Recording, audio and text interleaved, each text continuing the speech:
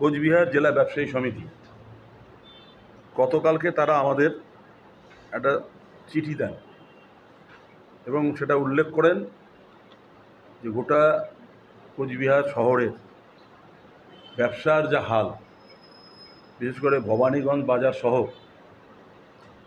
আরও বিভিন্ন, যেমন দেশবন্ধু মার্কেট আছে, এরকম আরও কয়েকটা জায়গা আছে, যে এদের বেচা কেনা ভালো হচ্ছে না।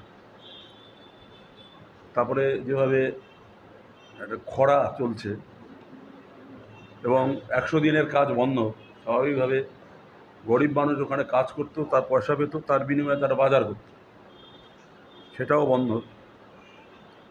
এবং এই অবস্থার মধ্যে কোচবিহার জেলা পৌরসভা মানে তুগলুকি কায়দায় সমস্ত ব্যবসায়ীদের ট্যাক্স মানে অমানবিকভাবে তারা বৃদ্ধি করেছে। এর আগেও তারা নানাভাবে ব্যবসায়ী সমিতির নেতৃত্ব পৌরসভায় তারা কথা বলেছেন, ডেপুটেশন দিয়েছেন এবং এই ট্যাক্স যেন পুরনো হারে নেওয়া হয় তার আবেদন জানিয়েছেন। কিন্তু কে শোনে কার কথা? আর তো আপনারা সকলেই, মমতা ব্যানার্জি তিনি একজন রাজ্যের মুখ্যমন্ত্রী,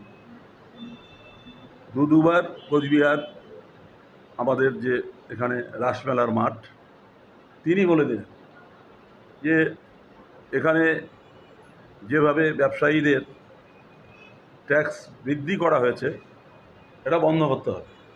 এবং আমি বলে যাচ্ছি যে এই ট্যাক্স বৃদ্ধি হবে না। তারপরে নির্বাচনের প্রাক্কালে ভোটারদের তাদেরকে তৃণমূলের পক্ষে তাদের যেন সম্মতিটাকে ব্যবহার করতে পারে, একই কথা তিনি বলে যাবেন। আবার পরের দিনই আমরা দেখলাম কোচবিহার পৌরসভার যে পৌরপতি তিনি বলছেন যে না, ট্যাক্স যেটা বাড়ানোর সিদ্ধান্ত হয়েছে সে ট্যাক্স বৃদ্ধি হবেই। এটা মুখ্যমন্ত্রী, সেই দলের একজন পৌরপতি, তারাই পৌরসভা চালাচ্ছে। এই যে দ্বিচারিতা এবং মানুষের অভিমুখটাকে ঘুরানোর জন্য যে নানা ষড়যন্ত্র, সে মুখ্যমন্ত্রীর কথা তো আমরা কোনো গুরুত্ব দিই না। কারণ আপনারা জানেন মুখ্যমন্ত্রী হওয়ার পরেই প্রথম রাসমেলার মাঠে বক্তৃতা করে বলেছিলেন যে কোচবিহার জেলার দুটো ব্লকে, একটা হচ্ছে দিনহাটা 2 আর একটা হচ্ছে সিতাই, এখানে সাধারণ কলেজ হবে। হয়েছে? আজকে তো প্রায় বলা যায় যে আর একটা নির্বাচন হতে চলছে 26-এ, কলেজ কিন্তু হলো না। আবার বলেছিলেন যে যদি কলেজ করতে না পারি রাসমেলার মাঠে আমি পা দেবো না। তো মুখ্যমন্ত্রীর কথার তো কোনো মূল্য নেই, উনি যা মুখে আসে তাই বলে, আর সেটা তিনি রক্ষা করতে পারেন না। মোদি যাহা তাহা দিদি। আবার কি বললেন, এর মাথার ঠিক আছে কিনা এখন ডাক্তারবাবুরে বলতে পারবো যে আমি ভালো রান্না করতে পারি। মোদি যদি আসে আমি নিজে রান্না করে তাকে খাওয়াবো, মানে অভ্যাস তো তার আছেই। এর আগে অটল বিহারী বাজপেয়ীকে বাড়িতে আমন্ত্রণ করা হতো মার নাম করে, যে মা বাড়িতে ডেকেছে, মালপো খাওয়ানো হবে। তো এইসব চলছে, এরা বামপন্থীরা, এরা হাস্য কথা বলে আমরা মনে করি। সে যাই হোক, এবং আজকে নির্বাচন 4র্থ দফায় হয়ে গেল। এখন দিদিমণিরও গলা শুকাচ্ছে আর মোদিজিরও গলা শুকাচ্ছে, এখন আর 400 পার বলে না।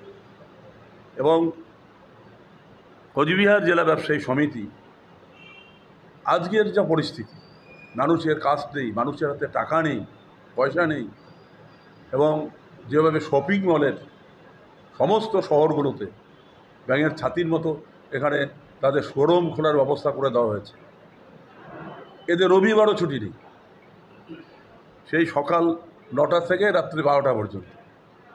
স্বাভাবিকভাবে ছোট্ট ব্যবসায়ী যারা, ভবানীগঞ্জ বাজারে ঢুকলে ব্যবসায়ীদের সাথে কথা বললে চোখে জল আসে।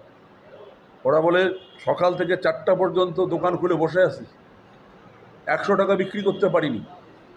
সেই জায়গায় দাঁড়িয়ে তৃণমূল কংগ্রেস পরিচালিত আজকের যে পৌরসভা চলছে, অমানবিকভাবে তারা যদি ট্যাক্স বাড়ানোর সিদ্ধান্ত নিয়ে থাকে এবং তার বিরুদ্ধে কুচবিহার জেলা ব্যবসায়ী সমিতি আগামীকাল যে 24 ঘন্টার বন্ধ রেখেছেন, আমরা আমাদের পার্টির পক্ষ থেকে মানে 17 তারিখ পরশুদিন আমরা এটাকে সামগ্রিকভাবে আমরা সমর্থন জানাচ্ছি, আমরা তাদের পাশে থাকব এবং আগামী দিনে এই আন্দোলন আরও তীব্র থেকে তীব্রতর করার জন্য যদি সিদ্ধান্ত হয়, তারা যদি আমাদের কাছে আসে আমরা নিশ্চিতভাবে তাদের সঙ্গে থাকব।